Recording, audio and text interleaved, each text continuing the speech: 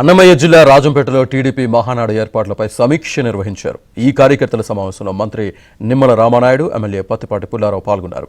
TDP సిద్ధాంతాలు బలోపేతంపై తొలి రోజు చర్చిస్తామని మంత్రి నిమ్మల తెలిపారు. సంక్షేమం, అభివృద్ధిపై రెండో రోజు చర్చిస్తామన్నారు. మూడో రోజు భారీ బహిరంగ సభ నిర్వహిస్తామని అన్నారు. ఒక కుటుంబ కార్యక్రమం మాదిరిగా ఈవేళ ఇన్వాల్వ్ అయ్యి రాయలసీమ నాయకులందరూ కూడా చేస్తూ ఉన్నారు. చాలా సంతోషం.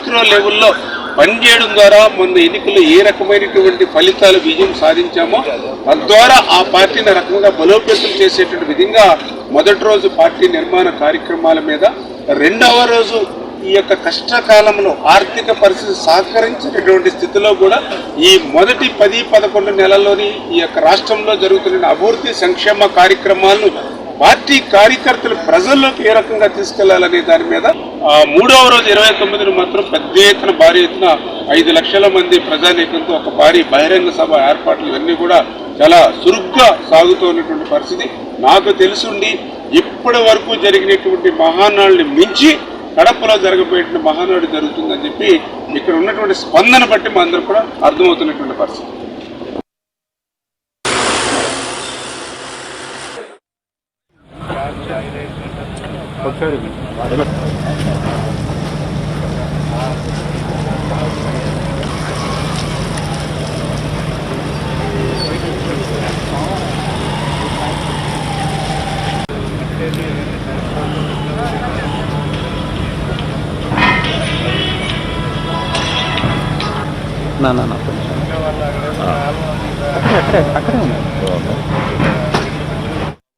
ఆనందిస్తున్నారు.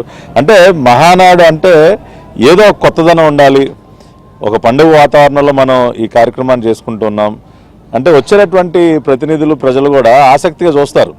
ప్రతి ఒక్క వాహనం పైన ఈ రకంగా పసుపు రంగు కనపడి సైకిల్ గుర్తుతో సిబిఎన్ చంద్రబాబు నాయుడు గారు మేమందరం కూడా దేవుడిగా పూజించేటటువంటి వ్యక్తి యొక్క వారి యొక్క స్టిక్కరింగ్తో వాహనాలను ఈ విధంగా వెళ్తూ ఉంటే చూసే వాళ్ళకు కూడా ఒక ఉత్సాహం, ఒక ఎనర్జీ వస్తుంది. ఏదైనా అమర్ గారు మరి చంద్రబాబు గారిని అక్రమంగా అరెస్ట్ చేసిన సందర్భంలో ఆ రోజున హైదరాబాద్లో అద్భుతమైనటువంటి కార్యక్రమం నిర్వహణ వెనుక వారు ఎంతో కృషి చేశారు. ఇప్పుడు మరి వారు అంత దూరం నుంచి ఇక్కడికి వచ్చి మరి చేయటం అనేది నిజంగా అభినందనీయం. ఆ రోజున ఎంతో బోల్డ్గా రాక్షస పరిపాలన చేస్తున్నటువంటి వ్యక్తులకి మా షాప్లోకి ప్రవేశం లేదు అని బోర్డు పెట్టినటువంటి మొట్టమొదటి వ్యక్తి అమర్ గారు. కాబట్టి సిబిఎన్ ఫోరం ఆధ్వర్యంలో ఇదే విధంగా వారు మరిన్ని కార్యక్రమాలు చేయాలని ప్రతి ఒక్క తెలుగుదేశం పార్టీ నాయకుడు, కుటుంబ సభ్యుడు అన్ని రకాలుగా అమర్ గారిని అభినందిస్తూ వారికి చేసేటటువంటి అన్ని కార్యక్రమాలకి